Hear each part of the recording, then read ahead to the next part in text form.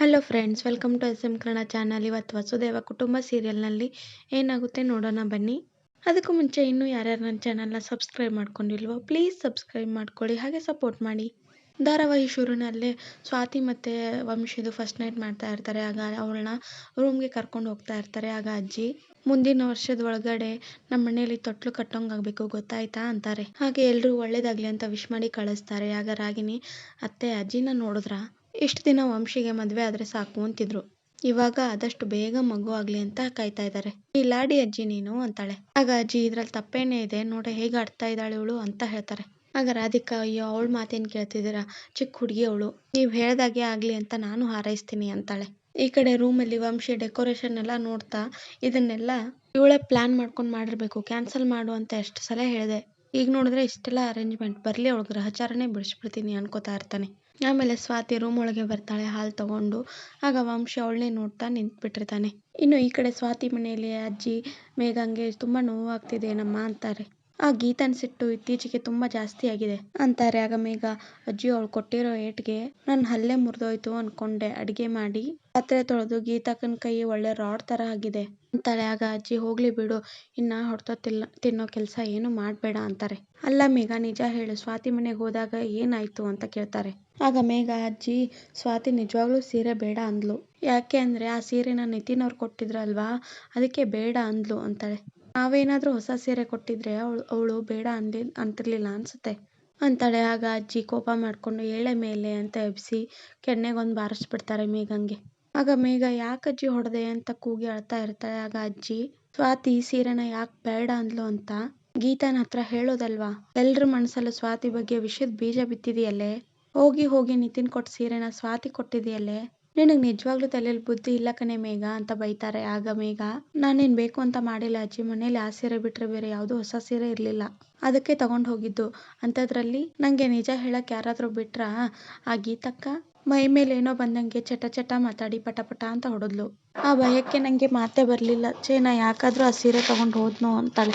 ಇನ್ನು ಈ ಕಡೆ ಸ್ವಾತಿ ತಗೊಳ್ಳಿ ಅಜ್ಜಿ ನೀವೇ ಕುಡಿಬೇಕು ಅಂತ ಹೇಳಿದ್ದಾರೆ ಅಂತ ಹೇಳಿ ಹಾಲನ್ನ ವಂಶಿ ಕೊಡಕ್ ಹೋಗ್ತಾಳೆ. ಆಗ ವಂಶಿ ಇದನ್ನೆಲ್ಲ ಕ್ಯಾನ್ಸಲ್ ಮಾಡು ಅಂದ್ರೆ ಹಾಲು ಹುಡ್ಕೊಂಡು ಡ್ಯಾನ್ಸ್ ಮಾಡ್ಕೊಂಡ್ ಬರ್ತಾ ಇದೀಯಾ, ಹಾಗೆ ಒಂದ್ ಬಿಟ್ಟ ಅಂದ್ರೆ ನೋಡು ಅಂತಿರ್ತಾನೆ. ಆಗ ಸ್ವಾತಿ ಏನೋ ನಾನೇ ಪ್ಲಾನ್ ಮಾಡಿರೋಂಗ್ ಹೇಳ್ತಾ ಇದ್ರಲ್ಲ, ಕ್ಯಾನ್ಸಲ್ ಮಾಡ್ಬೇಕು ಅಂದ್ರೆ ನೀವೇ ಹೇಳ್ಬೇಕಿತ್ತು, ಯಾಕೆ ಧೈರ್ಯ ಇಲ್ವಾ ಅಂತಾಳೆ. ಆಗ ವಂಶಿ ನನ್ ಧೈರ್ಯದ ಬಗ್ಗೆ ಮಾತಾಡ್ಬೇಡ, ಅದ್ರ ಬಗ್ಗೆ ನೀ ಕೇಳಿದ್ರೆ ನಡ್ಗೋಗ್ತೀಯಾ, ನಂಗೆ ಅನ್ಸುತ್ತೆ ಇದನ್ನೆಲ್ಲ ನೀನ್ ಬೇಕು ಅಂತಲೇ ಮಾಡಿದೀಯಾ, ನಿನ್ನ ನಂಬಕ್ಕಾಗಲ್ಲ ಕಣೆ ಅಂತವಳೆ ನೀನು ಅಂತಾನೆ. ಆಗ ಸ್ವಾತಿ ನಿಮ್ಮ ಈ ಚಿಕ್ಕ ಬ್ರೇನಲ್ಲಿ ಅಷ್ಟೊಂದೆಲ್ಲ ಯೋಚನೆ ಮಾಡಬೇಡಿ, ಅಷ್ಟೊಂದೆಲ್ಲ ಸೀನ್ ಇಲ್ಲ, ನಂಗೂ ನಿಮ್ಗೂ ಸೂಟ್ ಆಗಲ್ಲ, ಇದನ್ನೆಲ್ಲ ಡ್ರಾಮಾ ಅಂತ ಅನ್ಕೊಂಡು ಸುಮ್ಮನೆ ಇದ್ರೆ ಒಳ್ಳೇದು ಅಂತ ಹೇಳಿ ಹಾಲಿನ ಲೋಟನ ಒಂದ್ ಕಡೆ ಇಟ್ಟು ವಂಶಿ ಮಂಚದ ಮೇಲೆ ಮಲ್ಕೊಳಕ್ ಹೋಗ್ತಾಳೆ. ಆಗ ವಂಶಿ ಎದ್ದೇಳು ಎದ್ದೇಳು, ನನ್ನ ಬೆಡ್ ಮೇಲೆ ನೀನ್ ಯಾಕೆ ಮಲ್ಕೋತೀಯಾ, ಮಲ್ಕೊಳ್ಳೋದಾದ್ರೆ ನೆಲದ ಮೇಲೆ ಮಲ್ಕೋ ಅಂತಾನೆ. ಆಗ ಸ್ವಾತಿ ಹೌದಾ ಕೆಳಗ್ ಮಲ್ಕೋಬೇಕಾ ಅಂತಾಳೆ. ಆಗ ವಂಶಿ ಇದೇ ನಿನ್ ಜಾಗ ಅಂತಾನೆ. ಆಗ ಸ್ವಾತಿ ಸರಿ ಅಂತ ಹೇಳಿ ಹೊರಗಡೆ ಹೋಗ್ತಾ ಇರ್ತಾಳೆ. ಆಗ ವಂಶಿ ಒಂದ್ ನಿಮಿಷ ಇರು ಅಂತ ತಡೆದು ಎಲ್ಲಿ ಹೋಗ್ತಿದ್ಯಾ ಅಂತ ಕೇಳ್ತಾನೆ. ಆಗ ಸ್ವಾತಿ ಅಜ್ಜಿ ಹತ್ರ ಚಾಪೆ ಕೇಳ್ಕೊಂಬರಕ್ಕೆ ಅಂತಾಳೆ. ಆಗ ವಂಶಿ ಏನು ಬೇಕಾಗಿಲ್ಲ, ಇಲ್ಲೇ ಬಾ ಮಲ್ಕೋ, ಆರಾಮಾಗಿ ಮಲ್ಕೋ, ಆದ್ರೆ ಡಿಸ್ಟೆನ್ಸ್ ಮೇಂಟೈನ್ ಮಾಡು, ಸ್ವಲ್ಪನೂ ಟಚ್ ಆಗಬಾರ್ದು ಅಂತ ಹೇಳ್ತಾನೆ. ಆಗ ಸ್ವಾತಿ ಮಂಚದ ಮಧ್ಯದಲ್ಲಿ ಇರೋ ಬರೋ ದಿಂಬುಗಳನ್ನೆಲ್ಲ ಇಟ್ಟು ಇಷ್ಟು ಡಿಸ್ಟೆನ್ಸ್ ಓಕೆನಾ ಅಂತಾಳೆ. ಆಗ ವಂಶಿ ಇನ್ನು ಸ್ವಲ್ಪ ಆ ಕಡೆ ಇಟ್ಕೋ ಅಂತ ಹೇಳ್ತಾನೆ. ಆಮೇಲೆ ಮನಸ್ಸಲ್ಲೇ ಈ ಕುಳ್ಳಿ ಮೊದ್ಲು ಮನೆಯಿಂದ ಆಚೆ ಇದ್ಲು, ಆಮೇಲೆ ನನ್ನ ಮನೆಗೆ ಬಂದ್ಲು, ಆಮೇಲೆ ನನ್ನ ರೂಮಿಗೆ ಬಂದ್ಲು, ಅಷ್ಟೇ ಅಲ್ಲ ನನ್ನ ಬೆಡ್ ಮೇಲೆ ಬಂದ್ಲು, ಹೀಗೆ ಹೋದ್ರೆ ನನ್ನ ಕತೆ ಏನು ಅಂತ ಅನ್ಕೋತಾ ಇರ್ತಾನೆ. ಆಗ ಸ್ವಾತಿ ಅವ್ನು ಗುಣಗ್ತಾ ಇರೋದನ್ನ ಕೇಳಿಸ್ಕೊಂಡು ಹಲೋ ನಂಗೆಲ್ಲ ಕೇಳಿಸ್ತಾ ಇದೆ, ನಾನೇನು ಗನ್ ಪಾಯಿಂಟ್ ಇಟ್ಕೊಂಡು ನಿಮ್ಮ ಮನೆಗೆ ಹೆದರ್ಸಿ ಬಂದಿಲ್ಲ ಅಂತ ಹೇಳ್ತಾಳೆ. ಆಗ ವಂಶಿ ಏನು ನನ್ನ ರೂಮಲ್ಲಿ ಪ್ರೈವೇಟ್ ಆಗಿ ಮಾತಾಡೋ ಅಧಿಕಾರನೂ ನಂಗಿಲ್ವಾ, ಅತಿ ಆಗೋಯ್ತು ನಿಂದು ಅಂತ ಹೇಳಿ ಮಲ್ಕೋತಾನೆ. ಈ ಕಡೆ ನಿತಿನು ಸ್ವಾತಿ ಸೀರೆ ಬೇಡ ಅಂದಿರೋ ವಿಚಾರನೆ ನೆನೆಸ್ಕೊಂಡು ಕೂತ್ಕೊಂಡಿರ್ತಾನೆ. ಆಗ ಸ್ವಾತಿ ಅವರು ನಾನು ಕೊಟ್ಟಿರೋ ಸೀರೆನ ತಿಪ್ಪೆಗೆಸಿ ಅಂತ ಮೇಘ ಅವ್ರಿಗೆ ನಿಜವಾಗ್ಲೂ ಹೇಳಿದ್ರ, ಅವರು ನನ್ನನ್ನು ಮರೆತು ಮುಂದೆ ಹೆಜ್ಜೆ ಇಟ್ಟಾಗಿದೆ, ಅವ್ರು ಆ ತರ ಹೇಳಿದ್ರಲ್ಲಿ ತಪ್ಪೇನಿಲ್ಲ, ಆದ್ರೆ ಆ ಸೀರೆ ನಂಗೆ ತುಂಬಾ ಇಂಪಾರ್ಟೆಂಟ್, ಮೇಘ ಅವರು ಆ ಸೀರೆನ ತಿಪ್ಪೆಗೆಸೋಕೆ ಮುಂಚೆ ಅದು ಬೇಕು ನಂಗೆ ಅಂತ ಕೇಳ್ಬೇಕು ಅಂತಾನೆ. ಮೇಘ ಅವ್ರಿಗೆ ಮೆಸೇಜ್ ಮಾಡ್ಬಿಡ್ಲಾ ಅಂತ ಹೇಳಿ ಮೆಸೇಜ್ ಮಾಡೋಕೆ ಸ್ಟಾರ್ಟ್ ಮಾಡ್ತಾನೆ. ಆಗ ನಿತಿನ್ ಮೇಘ ಅವರೇ ಪ್ಲೀಸ್ ಸ್ವಾತಿ ಅವರು ಕೊಟ್ಟಿರೋ ಸೀರೆನ ತಿಪ್ಪೆಗೆಸೋಕೆ ಹೋಗ್ಬೇಡಿ, ಆ ಸೀರೆ ನನಗೆ ಬೇಕು ಪ್ಲೀಸ್ ಅಂತ ಮೆಸೇಜ್ ಮಾಡ್ತಾನೆ ಮೇಘಂಗೆ. ಆಗ ಮೇಘ ನಿತಿನ್ ಮೆಸೇಜ್ ಮಾಡಿದ್ನ ನೋಡಿ ಖುಷಿ ಪಡ್ತಿರ್ತಾಳೆ. ಆಗ ಅಜ್ಜಿ ಇಷ್ಟೊತ್ತಿನಲ್ಲಿ ಯಾರೇ ನಿಂಗೆ ಮೆಸೇಜ್ ಮಾಡ್ತಾ ಇರೋದು, ತೋರ್ಸು ನಾನು ನೋಡ್ಬೇಕು ಅಂತಾರೆ. ಆಗ ಮೇಘ ನಂಗೆ ತೋರ್ಸೋಕೆ ಏನು ಪ್ರಾಬ್ಲಮ್ ಇಲ್ಲ, ನಿಂಗೆ ಎಷ್ಟು ಚಿಕ್ಕ ಅಕ್ಷರಗಳು ಕಾಣಿಸ್ತವ ಅಂತಾಳೆ. ಆಗ ಅಜ್ಜಿ ಅಂದ್ರೇನೆ ಅಷ್ಟೊಂದು ವಯಸ್ಸಾಗಿದೆಯಾ ನಂಗೆ, ಕನ್ನಡಕ ತೆಗೆದು ಕಣ್ ಚೆನ್ನಾಗಿ ಕಾಣಿಸುತ್ತೆ, ವಯಸ್ಸಾಗಿದೆಯಲ್ಲ ಅಂತ ಈ ಕನ್ನಡಕ ಹಾಕೊಂತೀನಿ ಅಷ್ಟೇ ಅಂತಾರೆ. ಆಗ ಮೇಘ ಓ ಹೌದಾ ಸರಿ ನೋಡು ಅಂತ ಮೊಬೈಲ್ ತೋರಿಸ್ತಾಳೆ. ಆಗ ಅಜ್ಜಿಗೆ ಏನು ಕಾಣಿಸ್ತಾ ಇರಲ್ಲ. ಅದನ್ನ ನೋಡಿ ಅಜ್ಜಿ ಓ ನಳಿನಿನಾ, ಮಾತಾಡು ಮಾತಾಡು ಅಂತಾರೆ. ಆಗ ಮೇಘ ಏನ್ ಅಜ್ಜಿ ಇಷ್ಟು ಚೆನ್ನಾಗಿ ನೋಡ್ತೀಯ, ನನ್ನ ಅಜ್ಜಿ ಮುದ್ದು ಅಜ್ಜಿ ಅಂತ ಅಂತಿರ್ತಾಳೆ. ಆಗ ಅಜ್ಜಿ ಅಲ್ಲಿಂದ ಹೊರಡ್ತಾರೆ. ಆಗ ಮೇಘ ನೀವೇನೋ ಯೋಚನೆ ಮಾಡಬೇಡಿ ನಿತಿನ್ ಅವರೇ, ಆ ಸೀರೆನ ನಂದು ಅಂತ ಜೋಪಾನ ಮಾಡ್ತೀನಿ ಅಂತ ಹೇಳಿ ನಿತಿನ್ಗೆ ಮೆಸೇಜ್ ಮಾಡ್ತಾಳೆ. ಹಾಗೆ ನಿತಿನ್ ಕೂಡ ಅದಕ್ಕೆ ನೀವು ತುಂಬಾ ಒಳ್ಳೆಯವರು, ಗುಡ್ ನೈಟ್ ಅಂತ ಹೇಳಿ ರಿಪ್ಲೈ ಮಾಡ್ತಾನೆ. ಆಮೇಲೆ ಮೇಘ ನಿತಿನ್ ಅವರೇ ನಿಮಗೆ ನನ್ನ ಮೇಲೆ ಫೀಲಿಂಗ್ಸ್ ಬರೋ ಥರ ನಾನು ಮಾಡೇ ಮಾಡ್ತೀನಿ, ಒಂದಿನ ಆ ಸೀರೆ ನಾನೇ ಉಟ್ಕೊಳ್ಳೋ ಅಂಥದ್ದು ಬಂದೇ ಬರುತ್ತೆ ಅಂತ ಅನ್ಕೋತಾ ಇರ್ತಾಳೆ. ಈ ಕಡೆ ಸ್ವಾತಿಗೆ ನಿದ್ದೆನೇ ಬರ್ತಾ ಇರಲ್ಲ, ಎದ್ದು ಕೂತ್ಕೊಂಡಿರ್ತಾಳೆ. ವಂಶಿ ನಿದ್ದೆ ಮಾಡ್ತಾ ಇರ್ತಾನೆ. ಅವಳು ಎದ್ದು ಕೂತ್ಕೊಂಡು ಆಡ್ತಾ ಇರೋದನ್ನ ನೋಡಿ ವಂಶಿ ಯಾಕೆ ಹಾಕೂತಿದೆಯಾ ಏನಾಯ್ತು ಅಂತ ಕೇಳ್ತಾನೆ. ನಂಗೆ ನಿದ್ದೆ ಬರ್ತಿಲ್ಲ ಅಂತಾಳೆ ಸ್ವಾತಿ. ಆಗ ವಂಶಿ ಡ್ಯಾನ್ಸ್ ಮಾಡು ತಾನೆ. ಆಗ ಸ್ವಾತಿ ನಿಮ್ಗೆ ನೆಟ್ಟಗೆ ಮಾತಾಡೋಕ್ಕೆ ಬರಲ್ವಾ, ಯಾವಾಗಲೂ ಹೀಗೇನಾ ಅಂತಾಳೆ. ಆಗ ವಂಶಿ ಹೌದು ನಾನು ಯಾವಾಗಲೂ ಹೀಗೆ, ಏನಿವಾಗ ತಪ್ಪಗೆ ಬಿದ್ಕೋ ಅಂತಾನೆ. ಆಗ ಸ್ವಾತಿ ಯಾವಾಗಲೂ ಜಗಳ ಆಡೋಕ್ಕೆ ಕಾಯ್ತಾ ಇರ್ತಾನೆ, ಜಗಳಗಂಟ ಅಂತ ಹೆಸರಿಡಬೇಕು ಅಂತಾಳೆ. ಆಗ ವಂಶಿ ಜೋಕ್ ಸೂಪರ್ ಆಗಿತ್ತು, ನಾಳೆ ಬೆಳಗ್ಗೆ ಎದ್ಕೂಡಲೇ ನಗ್ತೀನಿ ಅಂತ ಎದ್ಬಿಟ್ಟು ಹೊರಡ್ತಾ ಇರ್ತಾನೆ. ಆಗ ಸ್ವಾತಿ ಹಲೋ ನೀವೆಲ್ಲಿ ಹೋಗ್ತಾ ಇದ್ದೀರಾ ಅಂತ ಕೇಳ್ತಾಳೆ. ಆಗ ವಂಶಿ ಎಲ್ಲ ನಿಂಗೆ ಹೇಳ್ಬಿಟ್ಟೆ ಮಾಡ್ಬೇಕಾ, ಒಳ್ಳೆ ಸವಾಸ ಆಯಿತು, ವಾಶ್ರೂಮ್ಗೆ ಅಂತ ಹೇಳಿ ಹೊರಡ್ತಾನೆ. ಆಮೇಲೆ ಈ ಕಡೆ ನಿತಿನ್ ಮೆಸೇಜ್ ಮಾಡ್ತಾ ಇರೋದನ್ನ ನೋಡಿ ರಾಗಿನಿ ಹಿಂದೆ ನಿಂತ್ಕೊಂಡು ಮತ್ತೆ ಯಾರ ಜೊತೆನೂ ಟೆಕ್ಸ್ಟ್ ಮಾಡೋಕ್ಕೆ ಶುರು ಮಾಡಿದೀಯಾ, ಈ ಖುಷಿ ಜಾಸ್ತಿ ಹೊತ್ತಿರಲ್ಲ, ನಾನು ಏನು ಮಾಡ್ತೀನಿ ಅಂತ ನೋಡ್ತಾ ಇರು. ಸ್ವಾತಿ ರೂಮ್ ಕಿಟಕಿಯ ಮೇಲಿಂದ ಸ್ವಾತಿಗೆ ಲೆಟರ್ನ ಬಿಸಾಕ್ಬಿಡ್ತಾಳೆ ರಾಗಿನಿ. ಆಗ ಸ್ವಾತಿ ಆ ಲೆಟರ್ನ ತಗೊಂಡು ನೋಡ್ತಾಳೆ. ಅದರಲ್ಲಿ ಐ ಮಿಸ್ ಯು ಅಂತ ಬರ್ದಿರುತ್ತೆ. ಯಾರು ಎಸ್ತಿರ್ಬೋದು ಅಂತ ಕಿಟಕಿಲಿ ನೋಡೋಕೆ ಹೋಗ್ತಾಳೆ. ಅದೇ ಸಮಯಕ್ಕೆ ಅಲ್ಲಿ ನಿತಿನ್ ನಿಂತಿರ್ತಾನೆ.